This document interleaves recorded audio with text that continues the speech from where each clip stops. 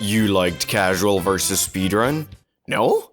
Alright, then you might want to give this one a try. We're introducing Speedrun versus TAS. But let's start off with the basics. What is a TAS? TAS stands for Tool Assisted Speedrun. And no, it doesn't mean people are using cheats or hacks. It basically means that the person performing the task will use a tool to slow down the game and use save states in order to produce a series of inputs that would beat the desired section in a way that is close to perfect. To prove that these tasks are legitimate, they often get hooked up onto a real console, playing the game to see if any emulation inaccuracies occurred. But keep in mind that a task is never meant as a benchmark for human performance. The tricks used in tool-assisted speedruns are usually far beyond human possibilities. So they're always just meant to push the boundaries of the game to their limits. Now that we got that out of the way, let's get right into it.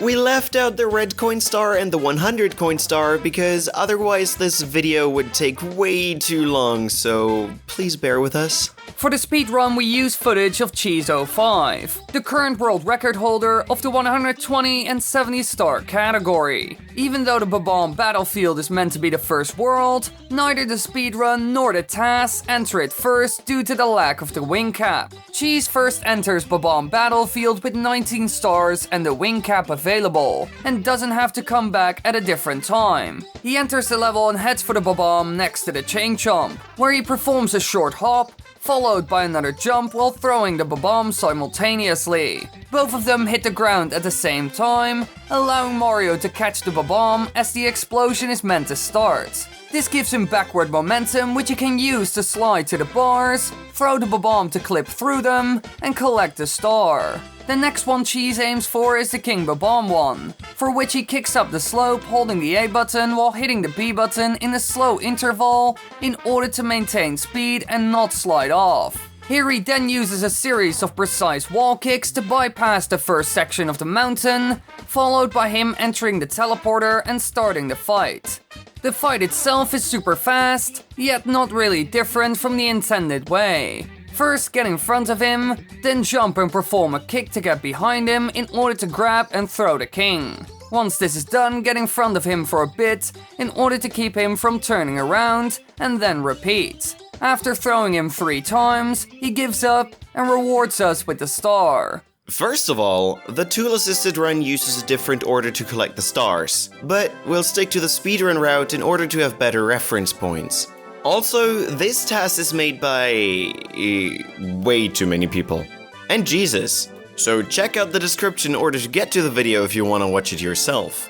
As the task enters the level, it does a full jump into a rollout in order to get a good chunk of speed. It uses the speed to get on top of the slope on the side, which it then uses to perform a dive, as diving on slopes gives Mario quite the speed boost. Now its mission is to maintain this speed boost, which it does by perfect speed kicks and pretty much any other move that is meant to give Mario some speed and does not drain momentum. From here it heads to the elevating platform on which it performs a backwards long jump. As the platform is rising, it will immediately cancel out the long jump after it starts, allowing Mario to accumulate a lot of negative speed. When the platform reaches the top, Mario rushes backwards, clips through the gate, and grabs the star. This happens because the task built up so much speed that there isn't even a check for a collision anymore. Mario's speed per frame is so fast that he doesn't even collide with the gate, as his position is entirely on the other side by the next frame, which means that a collision never occurred, according to game logic. This would be different if the game ran and updated its logic at about 120 frames per second, but this was a completely unthinkable scenario back then. The battle with King Bob-omb starts off the same way. Jump to the right, obtain and maintain speed to get to the platforms as quickly as possible, then perform the backwards long jump. This star, however, shows just how much backward speed we can get with a trick like this one. Mario blasts upwards and doesn't even care about slopes being too steep. He just weirdly moonwalks his way up the entire mountain and then backflips onto the corner of the battle stage. Except for the fact that the task can abuse the weird hitbox of King Bob-omb, the fight is essentially the same. Grab, throw, get in front of him, and repeat.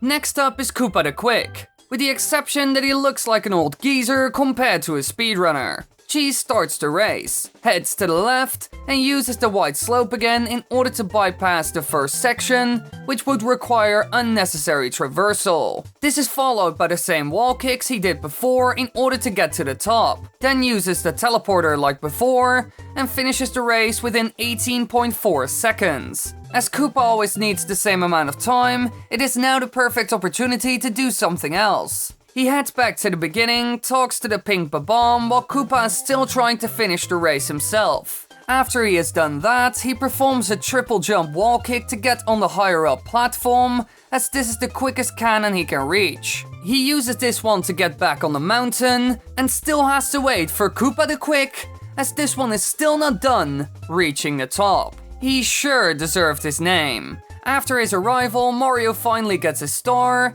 and has the cannons open for all stars by now. And this comes in very handy for the next one. He enters the level and performs dives in order to get the wing cap as swiftly as possible. This is followed by a triple jump to get over the fence, which puts him in a perfect spot to perform kicks up the slope on the side of the level, which he can then use to slide down it and gain a lot of forward momentum. He uses this speed to perform a triple jump, but the third jump has to be on top of the cannon station. In order to gain enough height for him to fly on the island, you usually need to shoot yourself up to.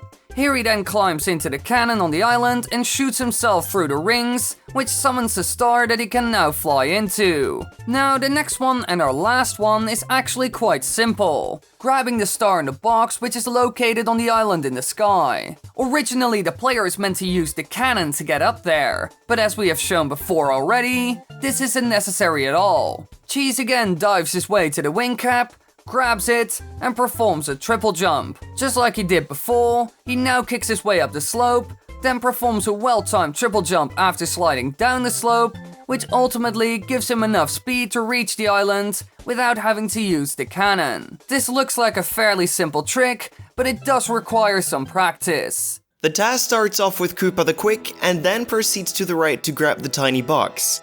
It does this as it doesn't need a cannon in the entire level, and you will soon see why.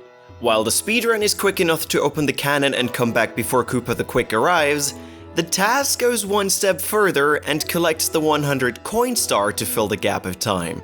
This is way too much to explain, so let's just have a look at that beauty for a couple of seconds.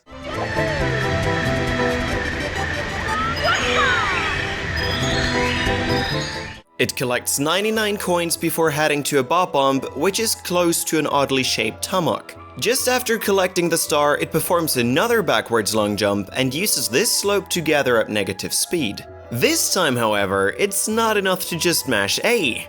It needs to add additional jump inputs by pausing and resuming the game, which allows it to add even more speed to it. Having used this technique again, it just runs up the hill to meet Koopa the Quick and collect the star.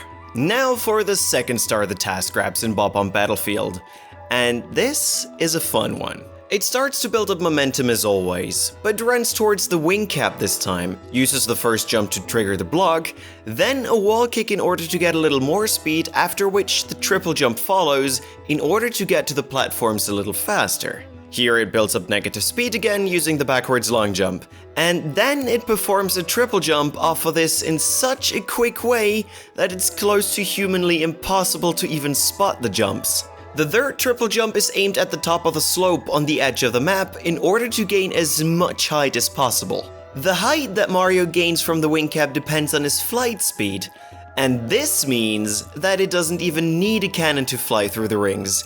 It just uses the speed it accumulated before, which, in all honesty, looks more than impressive. The only thing left to do is to grab the star, which is already fairly close due to the insane amount of speed Mario had anyways. For the next star, the task goes even further than the speedrun. Why use a wing cap when you have the ultimate weapon in the world? Speed.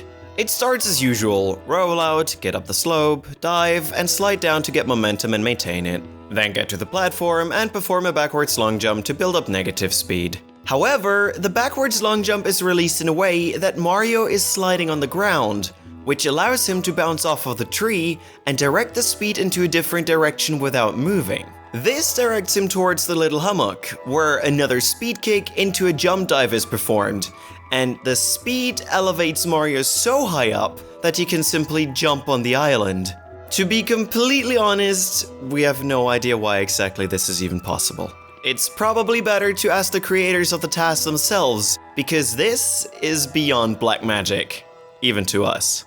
Thank you for giving our new series a try. Make sure to tell us if you like this format, and if you do, maybe you could suggest some games to look into.